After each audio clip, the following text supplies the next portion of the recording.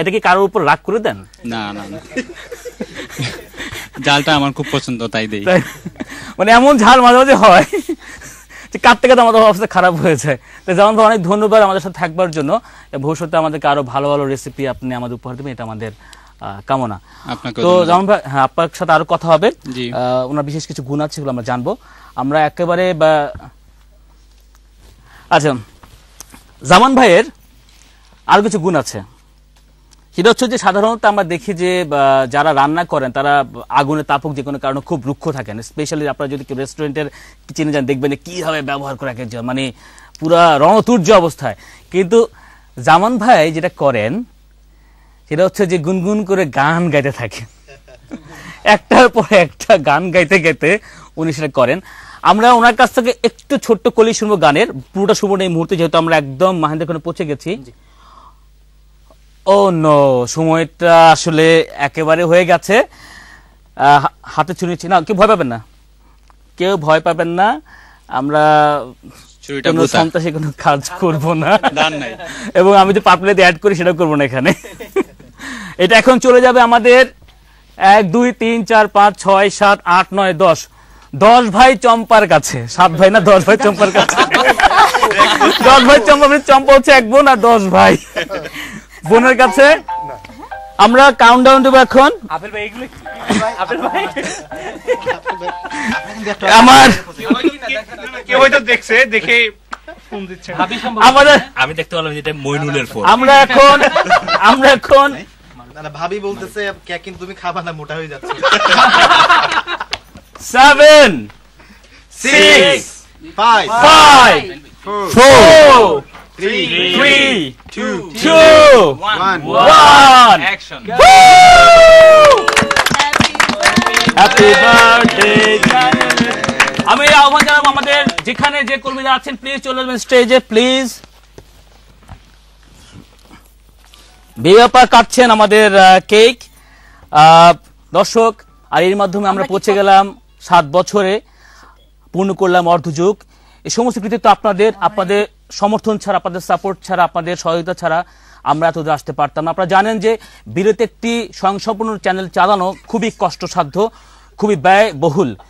সেক্ষেত্রে প্রথমে আমি ধন্যবাদ দিতে চাই আমাদের প্রতিষ্ঠাতা মাহিফুজুল জলিলকে, যে এই স্বপ্ন দেখেছিলেন।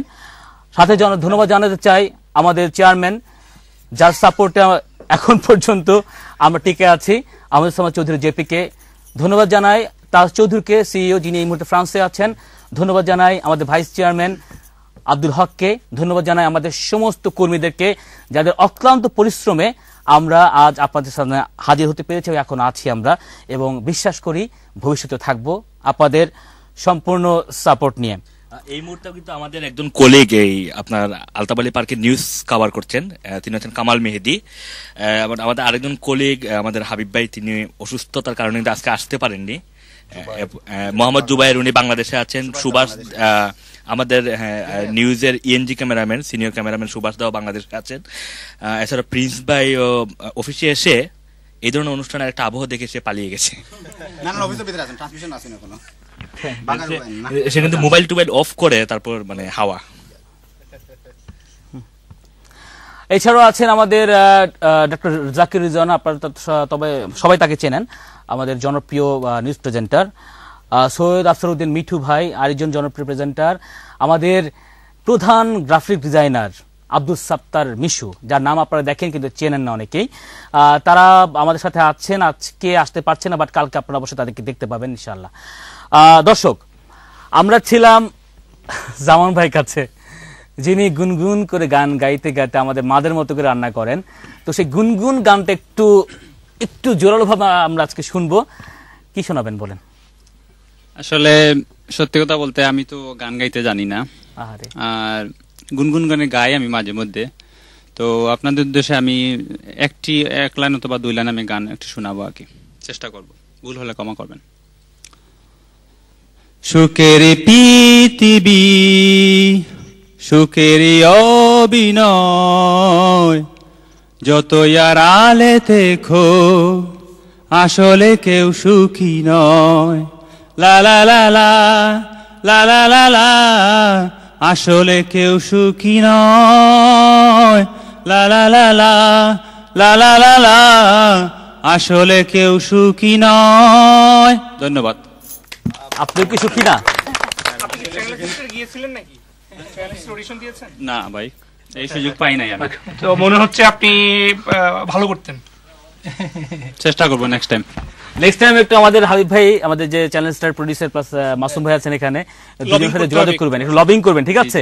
একটু ঝাল কম দিয়ে মিষ্টি বেশি দিয়ে রান্না করে খাওয়াবেন, তাহলে শুধু জাল দিয়ে খাওয়াতে ভাই।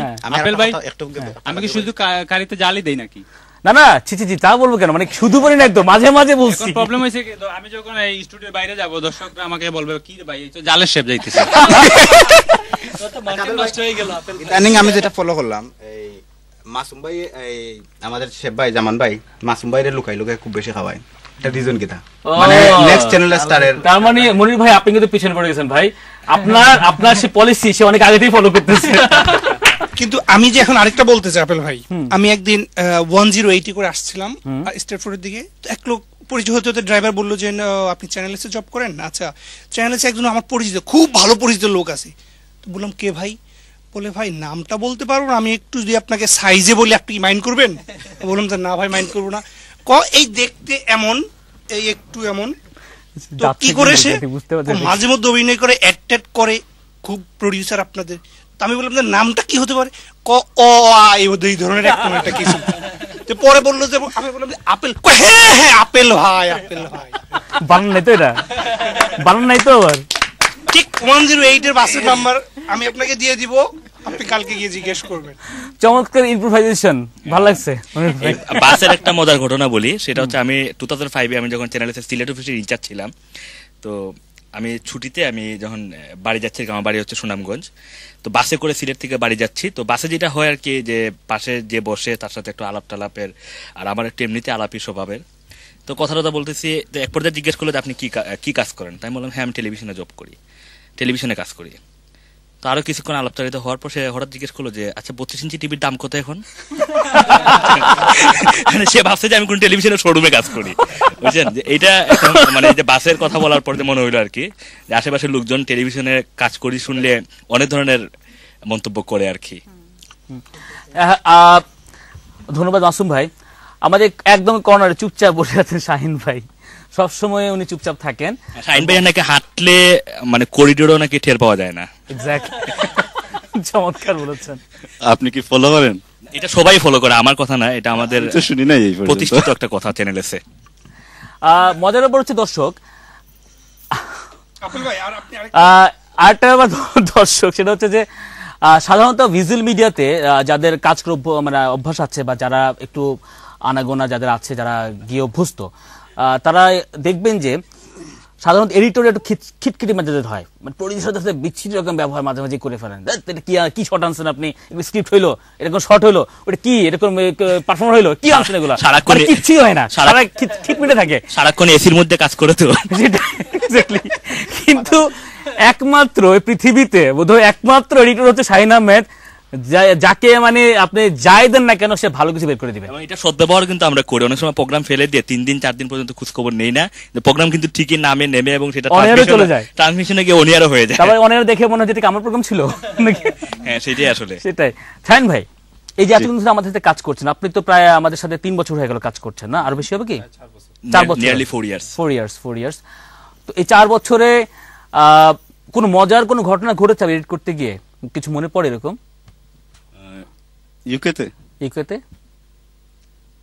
ইউকেতে আসলে এরকম মজার কিছু না, বাট সবসময় তো এই যে এডিট নিয়ে বিজি থাকতে হয়।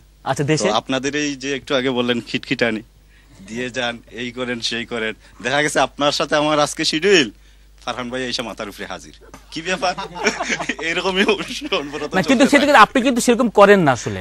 না, তখন তো আপনার বললাম না যে আপনার মুরুগ আপনি যেমনি ইচ্ছা সেমনি জয়, আপনি জিনিস নিয়ে আসবেন, বানাই দেওয়ার দায়িত্ব হয়তো আমার, ঠিকই দিয়ে দেই। সেটাই।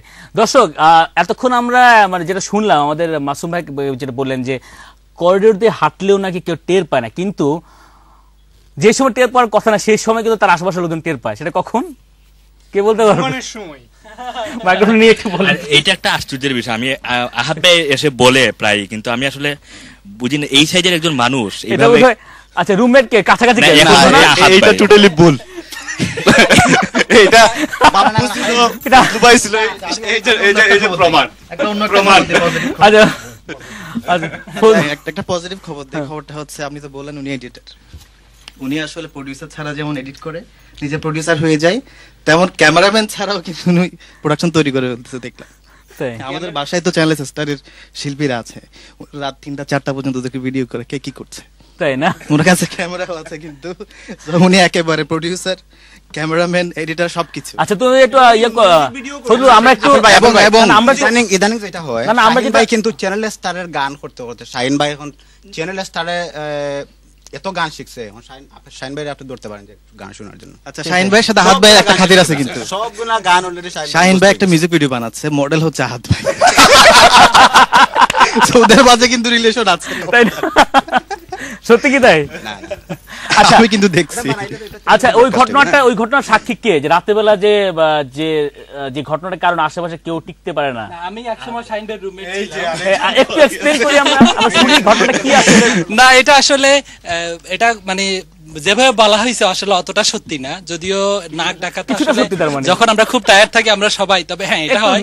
ভাই দর্শক এই ভাগের কথা বলে দিয়ে আলমগীর সাহেব মানে যে এলাকার মানুষ একটু ডিপ্লোমেটিক হয় আর কি, একটু ডিপ্লোমেটিক অ্যান্সার দিচ্ছে, কারণ তাকে তো মাঝে মাঝে যেতে হয় শাহিন ভাই কাছে, বুঝতে পারলেন না? না ঠিক আছে, শাহিন ভাই মানে আমি আসলে ওইটা মানে এটা বলতে হবে শাহিন ভাই যে আমি আসলে চ্যানেলসের যে কজনের সাথে মোটামুটি ইন্টিমেসি হয়েছে তার মধ্যে শাহিন ভাই একজন। রুমমেট হিসাবেও ছোটখাটো অনেক বিষয় নিয়ে অনেক সময় একটু হয়, কিন্তু শাহিন ভাইয়ের সাথে সব মিলে কতদিন 6-7 মাসের মতো, খুব বেশি দিন থাকা হয়নি, কিন্তু মানে আমার কাছে মনে হয়েছে যে মানে one of the coolest man বলতে হবে আর কি, যিনি সব সময় ঠান্ডা মাথায় কথা বলে। আমরা অনেক সময় মেজাজ খারাপ হয়ে যায়, ওনার ঠান্ডা মাথা দেখে এই লোকটার কেন মেজাজ খারাপ হচ্ছে না এইখানে, এই জন্য। আচ্ছা এটা টোটালি ভুল। আসলে হয়েছে কি, মাঝে মধ্যে হয়, জানি না, 1-2 দিন হয়তো হইতে পারে। এটা তো হয় যাদের ঠান্ডা মাথা অনেক, তারা হঠাৎ করে আবার গরম হয়ে গেলে যে প্রসঙ্গটা উঠছিল টের পায় না, বা আহাত ভাই যেটা উঠাইছিল, আচ্ছা ভুল আগে। শাহিন ভাই অনেক সুনাম শুনলাম, জি, নিজ মুখে একটা আপনার খারাপ দিক বলেন যেটা আমরা কেউ জানি না। আমার আমি বলতে কথা কম বলি, এটা একটা মনে হয় খারাপ দিক হইতে পারে। সব সময়ের জন্য খারাপ না, বুঝছেন, আর বেশিরভাগই চুপচাপ থাকি। এটা খারাপ দিক? এই নিয়ে দর্শক আমরা জেনে নিলাম আমাদের শাহিন ভাই কথা কম বলে এটা ওনার খারাপ দিক উনি মনে করছেন, আসলে ব্যাপারটা তা না, এটা আমাদের জন্য খুবই ভালো দিক, কারণ এডিটর যদি বেশি কথা বলে তাহলে আমাদের জন্য সমস্যা, প্রডিউসারদের জন্য। ধন্যবাদ শাহিন ভাইকে। Thank you. আমরা যাচ্ছি আমাদের প্রডিউসার ফজলুল করিমের কাছে, দেখি উনি আমাদেরকে কি বলেন। আচ্ছা বাহির অন্তরে করতে গিয়ে আপনার কোনো মজার কোনো এক্সপিরিয়েন্স হয়েছে, কোনো স্মরণীয় কোনো ঘটনা ঘটেছে? বাহিরে অন্তরে একটা আসলে ম্যাগাজিন প্রোগ্রাম বটে, কিন্তু গতানুগতিক ধারা থেকে বেরিয়ে এখানে জীবনধর্মী কবিতা হয়, গান হয়। তো একদিন আমাকে এক ভিউয়ার্স ফোন করেছে, ফোন করে বললো ফজলু তোমাকে একটা ছড়া শোনাই প্রথমে। তো ছড়া শোনালো, সে বলল বাংলাদেশে একটা সারা রাতের প্রোগ্রাম ছিল, তো ওখানে গিয়ে একটা ছড়া সে নিজেই লিখছে। ছড়াটা হলো, ঘুঘু এসে ধান খাই বারবার বারবার, এক এক সেনাপতি এক এক কারবার, সংস্কৃতি দেশপ্রেম শিখেতে যে তোলা, বারবার ভরে নেয় নিজেদের গোলা, সংস্কৃতি মানে যদি লাকি খান নাচা, দেশ তবে দেশ নয় বানরের খাঁচা। এটা বলে সে বলল সংস্কৃতি বলতে আমরা বুঝি হচ্ছে একেবারে মানে স্বাধীনভাবে যা ইচ্ছা তাই করবে, এন্টারটেনমেন্ট করবে, ওটাই। তো সে আমাকে ধন্যবাদ দিল যে তুমি সেম টাইম বিনোদনমূলক প্রোগ্রাম করছো কিন্তু মূল্যবোধের চর্চাটাও করছো প্রোগ্রামে। তো এটা আমার জন্য একটা বড় পাওয়া। Very good, very good. So আসলে আমরা দর্শকদের জন্যই আমাদের অনুষ্ঠান, আমরা দর্শকদের জন্যই। সো দর্শকদের কাছ থেকে যদি এই ধরনের মূল্যায়ন পাওয়া যায় অবশ্যই আমরা বলবো প্রডিউসার হিসেবে আমরা সফল। ফজলু, ভবিষ্যৎ পরিকল্পনা কি? নেক্সট আমরা কি দেখবো আপনার কাছে, কি ক্যারিশমা দেখবো?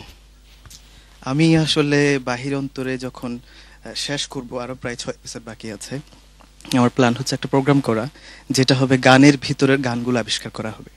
মানে গান তো আমরা অনেকে শুনে মিউজিকের সাথে সাথে নাচি লাফাই, কিন্তু সবাই কিন্তু গানের অর্থ বুঝে আমরা শুনি না।